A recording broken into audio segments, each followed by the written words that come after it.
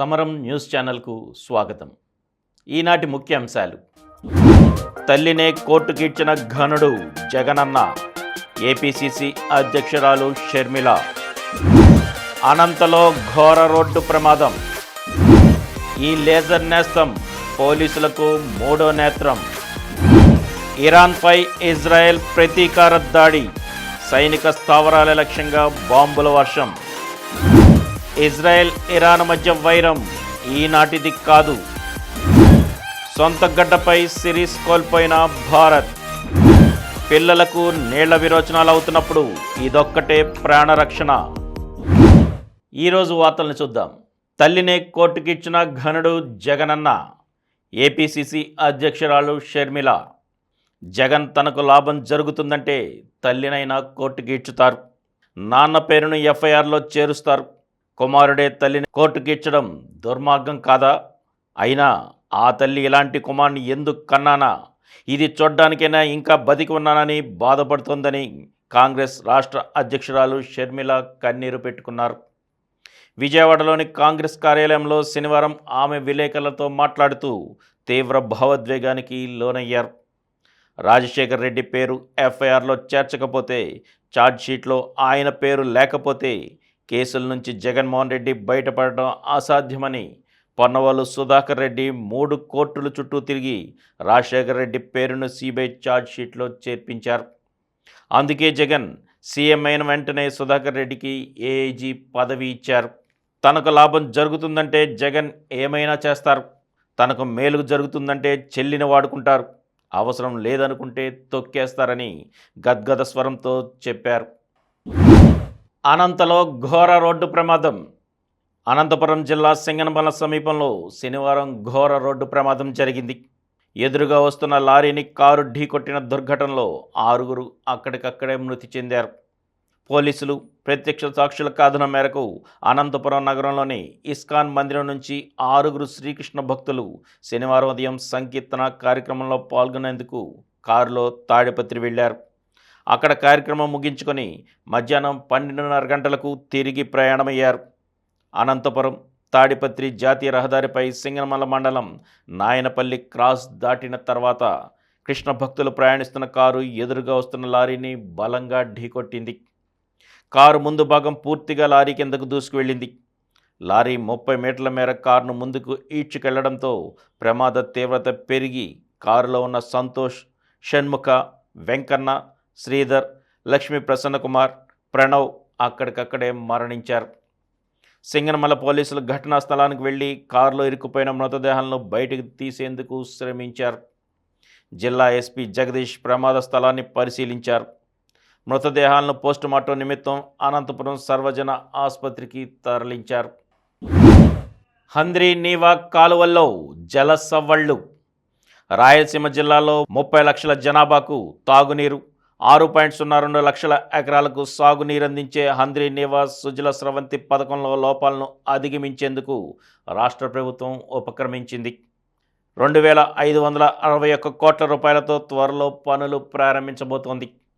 ఇందులో గతంలోనే టెండర్లు పిలిచిన 695 కోట్ల రూపాయల పనులను వేగవంతం చేయడంతో పాటు కొత్తగా మరో 1,865 కోట్ల రూపాయల పనులకు టెండర్లను పిలవనుంది.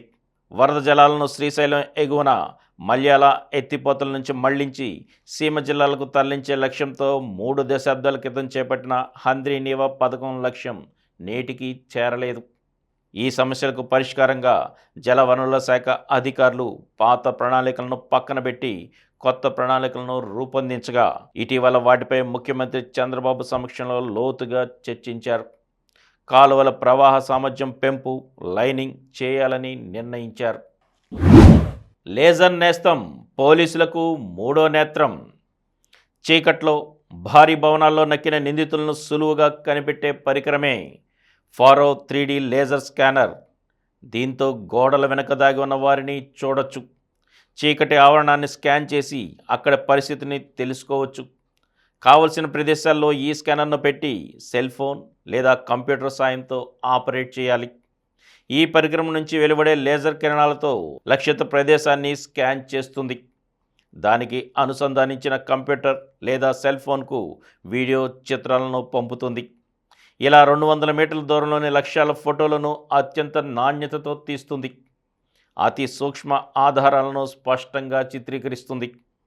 భారీ భవనాలు, అత్యంత రద్దీ కూడళ్లు, మ్యూజియాలు, దేవాలయాలను దీంతో స్కాన్ చేసి ఫుటేజీలను భద్రపరుచుకుంటే అగ్ని ప్రమాదాలు, చోరీలు జరిగినప్పుడు అవి పోలీసుల దర్యాప్తులకు ఉపయోగపడతాయని ఆక్టోపస్ సిబ్బంది తెలిపారు. పోలీస్ అమరవీరుల సంస్మరణ వారోత్సవాల్లో భాగంగా విజయవాడలో నిర్వహించిన ఆయుధ ప్రదర్శనలో ఆక్టోపస్ బృందాలు దీన్ని ప్రదర్శించాయి. ఇరాన్పై ఇజ్రాయెల్ ప్రతీకార దాడి, పశ్చిమాసియా మళ్లీ భగ్గుమంది. గాజా యుద్ధం నేపథ్యంలో ఇజ్రాయెల్, ఇరాన్ మధ్య కొనసాగుతున్న ఉద్రిక్తతలు పతాక స్థాయికి చేరుకున్నాయి. అక్టోబర్ 1న తమ దేశంపై దాడులకు ప్రతీకారంగా ఇజ్రాయెల్ శనివారం తెల్లవారుజామున ఇరాన్పై నేరుగా విరుచుకుపడింది. దాదాపు 100 యుద్ధ విమానాలు, డ్రోన్లు జోర్డాన్, సిరియా, ఇరాక్ గగనతలాల మీదుగా దాదాపు 2000 కిలోమీటర్ల మేర ప్రయాణించి ఇరాన్లోని సైనిక స్థావరాలపై బాంబులు, క్షిపణుల వర్షం కురిపించాయి. రాజధాని టెహ్రాన్తో పాటు ఇలాం, ఖుజస్థాన్ ప్రావిన్సుల్లోని 20 లక్ష్యాలపై దాడులు చేశాయి. ఈ దాడుల్లో ఎక్కడా ఇరాన్ చమురు క్షేత్రాలు, అణు కేంద్రాలను ఇజ్రాయెల్ లక్ష్యంగా చేసుకోకపోవడం గమనార్హం. అమెరికా ఒత్తిడితో కేవలం సైనిక స్థావరాలకే పరిమితమైనట్లు తెలుస్తోంది. ఇరాన్ క్షిపణి, డ్రోన్ వ్యవస్థలకు భారీ నష్టం కలిగించామని ఇజ్రాయెల్ సైన్యం ప్రకటించింది. ఈ వాదనను ఇరాన్ తోసిపుచ్చింది. స్వల్ప నష్టమే జరిగిందని, 4 సైనికులు మృతి చెందారని పేర్కొంది. ఇజ్రాయెల్ క్షిపణి దాడులను తమ రక్షణ వ్యవస్థలు సమర్థంగా తిప్పికొట్టాయని వివరించింది. ఇజ్రాయెల్, ఇరాన్ మధ్య వైరం ఈనాటిది కాదు. ఇరాన్, ఇజ్రాయెల్ ఒకప్పుడు మిత్ర దేశాలే. తుర్కియే తర్వాత ఇజ్రాయెల్ను స్వతంత్ర దేశంగా గుర్తించిన రెండో ముస్లిం దేశం ఇరాన్.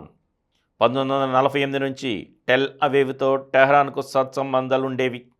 కానీ 1979లో ఇరాన్లో జరిగిన ఇస్లామిక్ విప్లవం ఆ 2 దేశాల సంబంధాలను అనూహ్య మలుపు తిప్పింది. ఇస్లామిక్ విప్లవానంతరం ఇరాన్లోకి అధికారంలోకి వచ్చిన నేతలు ఇజ్రాయెల్ అస్తిత్వాన్ని ప్రశ్నించడం ప్రారంభించారు. అప్పటి నుంచి ఇరు దేశాల మధ్య పరోక్ష యుద్ధం కొనసాగుతూనే ఉంది. ఇజ్రాయెల్కు వ్యతిరేకంగా హెజ్బొల్లా, హమాస్, ఇతర షియా మిలిటెంట్లకు ఇరాన్ మద్దతిస్తూ వచ్చింది. మరోవైపు ఇజ్రాయెల్ తమ దేశానికి ముప్పుగా భావించే ఇరాన్ సైన్యానికి చెందిన కీలక అధికారులను, అక్కడ ఆశ్రయం పొందుతున్న ఉగ్రనేతలను మట్టుబెడుతూ వచ్చింది. సొంత గడ్డపై సిరీస్ కోల్పోయిన భారత్. 36 ఏళ్లుగా భారత గడ్డపై కనీసం ఓ టెస్ట్ మ్యాచ్ కూడా గెలవని చరిత్ర న్యూజిలాండ్ది. ఇక సిరీస్ గురించి ఆలోచించే అవకాశం ఎక్కడిది? ఈసారి భారత్కు రావడానికి ముందు శ్రీలంకకు వెళితే ఆతిథ్య జట్టు సిరీస్ను 2-0తో క్లీన్ స్వీప్ చేసి పంపింది. ఇటు టీమిండియా సంగతి చూస్తే పుష్కరకాలంగా సొంత గడ్డపై సిరీస్ ఓడిపోలేదు. ఆస్ట్రేలియా, ఇంగ్లాండ్ లాంటి మేటి జట్లను కూడా మట్టి కరిపించి పంపిన ఆధిపత్యం మనది. అలాంటిది సొంత గడ్డపై భారత్ను ఓడించి కివీస్ సిరీస్ గెలుస్తుందని ఎవరైనా ఊహించి ఉంటారా? కానీ ఎవరు ఊహించినదే జరిగింది. బెంగళూరులో కలిసి వచ్చిన పరిస్థితుల్లో రోహిత్ శర్మకు షాక్ ఇచ్చిన కివీస్ పూణేలో తమకు అనుకూలం కాదనుకున్న పరిస్థితుల్లోనూ సాధికారికంగా గెలిచి సిరీస్ విజయాన్ని ఖాతాలో వేసుకుంది. 3వ రోజు శనివారం 359 పరుగుల లక్ష్యంతో బరిలోకి దిగిన భారత్ 60.2 ఓవర్లలో 245 పరుగులకే ఆలౌట్ అయింది.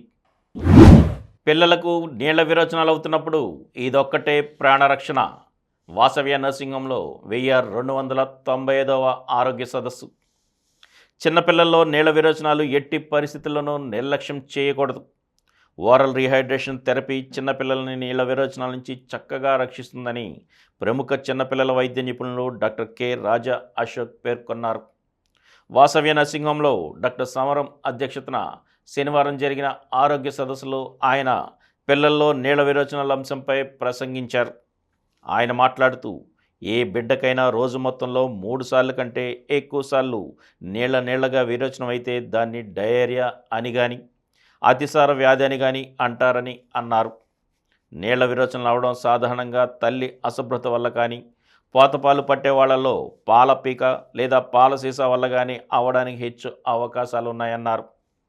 అతిసార వ్యాధిలో బిడ్డ త్వరితంగా నీరసించిపోవడం, డీహైడ్రేషన్కి గురి కావడం ఉంటుందన్నారు. అతిసార వ్యాధికి గురైన బిడ్డకి ప్రపంచ ఆరోగ్య సంస్థ పేర్కొన్న ఫార్ములా ప్రకారం తయారు చేసిన ఎలక్ట్రాల్ పౌడర్ నీళ్లలో కలిపి మాటిమాటికి త్రాగించాలన్నారు. కొందరు పిల్లలు ఎలక్ట్రోలైట్ ద్రవం త్రాగగా వెంటనే కక్కేస్తారని, అటువంటి పిల్లలకి నిమిషం 2 నిమిషాలకు ఒకసారి చెంచా చొప్పున త్రాగించాలన్నారు. తల్లిపాలు త్రాగుతున్న బిడ్డకి తప్పకుండా పాలు ఇవ్వాలన్నారు. మామూలుగా కంటే ఎక్కువసార్లు రొమ్ము పట్టించడం అవసరమన్నారు. కొందరు కూల్ డ్రింక్స్, టీ నీళ్లు, పంచదార నీళ్లు త్రాగిస్తారని, అది పనికిరాదన్నారు. ఎలక్ట్రాల్ పౌడర్ నీళ్లతో పాటు జింక్ ద్రవాన్ని కూడా 6 నెలలలోపు బిడ్డకి 10 మిల్లీగ్రాముల చొప్పున, అటుపైన వయసు ఉన్న వారికి 20 మిల్లీగ్రాముల చొప్పున 2 వారాలు పట్టాలన్నారు. సాధారణంగా అతిసార వ్యాధి 4 నుండి 6 రోజుల్లో పూర్తిగా తగ్గిపోతుందని, అయినప్పటికీ జింక్ సొల్యూషన్ని 2 వారాల పాటు తప్పకుండా ఇవ్వాలని అన్నారు. జింక్ సొల్యూషన్ ఇవ్వడం వల్ల మళ్ళీ నీళ్ల విరోచన అయ్యే పరిస్థితి బిడ్డకు కలగదన్నారు. బిడ్డకు బాగా డీహైడ్రేషన్ కలిగినప్పుడు కంటిగుడ్లు లోపలికి పోతాయని, చర్మం ఎండినట్లు అవుతుందని, మూత్రం పోయడం బాగా తగ్గిపోతుందని, బిడ్డలో చురుకుదనం పూర్తిగా తగ్గుతుందని, ఇటువంటి బిడ్డని హాస్పిటల్లో అడ్మిట్ చేసి చికిత్స చేయవలసి ఉంటుందని అన్నారు. సాధారణంగా అతిసార వ్యాధికి వైరస్ క్రిములు కారణమని, అందుకని యాంటీబయాటిక్స్ ఏవి పనిచేయవని, ఎలక్ట్రాల్ ఒకటే తగ్గిస్తుందని అన్నారు. చంటి బిడ్డకు అతిసార వ్యాధి కలిగినప్పుడు తల్లిదండ్రులు అప్రమత్తంగా ఉండాలని, నిర్లక్ష్యం ఎట్టి పరిస్థితుల్లోనూ పనికిరాదని అన్నారు. డాక్టర్ మారు వందన సమర్పణ చేశారు. ఇప్పుడు కొన్ని సంక్షిప్త వార్తలను చూద్దాం. రాష్ట్రంలో పశుదాణా పార్కు, ఫుడ్ ప్రాసెసింగ్ ఇన్స్టిట్యూట్, మామిడి అరటి బోర్డుల ఏర్పాటుకు కేంద్రానికి ప్రతిపాదన. ఆహార శుద్ధి విధానం విడుదల చేసిన ప్రభుత్వం. మొదటి సిలిండర్ రాయితీ మొత్తం 895 కోట్ల రూపాయలు ఇంధన సంస్థల ఖాతాల్లోకి ముందే జమ చేయనున్న ప్రభుత్వం. పథకానికి రేషన్, ఆధార్ కార్డే అర్హత.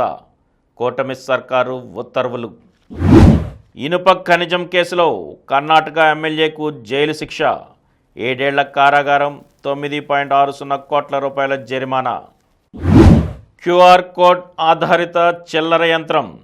దేశంలోనే మొదటి క్యూఆర్ కోడ్ ఆధారిత కాయిన్ వెండింగ్ మెషిన్ను కేరళలో ప్రారంభించారు. కోజికోడ్లోని పుతియారాలో గల ఫెడరల్ బ్యాంకులో ఈ మిషన్ను అందుబాటులోకి తీసుకొచ్చారు. ఇందులో తెరపై కనిపించే క్యూఆర్ కోడ్ను స్కాన్ చేసి యూపీఐ ద్వారా వినియోగదారుల ఖాతా నుంచి డబ్బు చెల్లించి కావలసిన చిల్లర నాణాలను తీసుకోవచ్చు. భారీ మొత్తంలో చిల్లర విత్డ్రాకు మాత్రం ఆంక్షలు వర్తిస్తాయి. నవంబర్ 26న పార్లమెంట్ ప్రత్యేక సంయుక్త సమావేశం. భారత రాజ్యాంగాన్ని ఆమోదించి ఈ నవంబర్ 26 నాటికి 75 ఏళ్ళు అవుతున్న సందర్భంగా ఆ రోజు పార్లమెంట్ ఉభయ సభల ప్రత్యేక సంయుక్త సమావేశాన్ని నిర్వహించే అవకాశం ఉందని అధికారులు శనివారం తెలిపారు. 1949 నవంబర్ 26న రాజ్యాంగ సభ మన రాజ్యాంగాన్ని ఆమోదించిన సంవిధాన్ సదన్లోని సెంట్రల్ హాల్లోనే ఇప్పుడు కూడా రాజ్యసభ, లోక్సభల సంయుక్త సమావేశాన్ని ఏర్పాటు చేయవచ్చని పేర్కొన్నారు. భారతీయులను వెనక్కి పంపిన అమెరికాలో అక్రమంగా నివసిస్తున్న భారతీయులను అగ్రరాజ్యం వెనక్కు పంపింది. భారత ప్రభుత్వ సహకారంతో ఈ నెల 22న ప్రత్యేక విమానంలో వీరిని పంపించినట్లు యుఎస్ అంతర్గత వ్యవహారాల విభాగం శుక్రవారం వెల్లడించింది. 2024 ఆర్థిక సంవత్సరంలో భారత్ సహా 140 దేశాలకు చెందిన దాదాపు 1,60,000 మంది అక్రమ వలసదారులను 495 ప్రత్యేక విమానాల్లో వారి దేశాలకు తిప్పి పంపినట్లు వెల్లడించారు. మరిన్ని వార్తా విశేషాలతో రేపటి సమరం న్యూస్లో కలుద్దాం. Thank you. ప్రతిరోజు వార్తా విశేషాల కోసం అనతి కాలంలోనే 20 కోట్ల వ్యూస్ సాధించిన సమరం ఛానల్ సమర్పించు సమరం న్యూస్ ఛానల్కు సబ్స్క్రైబ్ చేయండి, లైక్ చేయండి, మీ ఫ్రెండ్స్కి షేర్ చేయండి. అలాగే ప్రక్కనున్న గంట సింబల్ని ప్రెస్ చేయడం మర్చిపోకండి.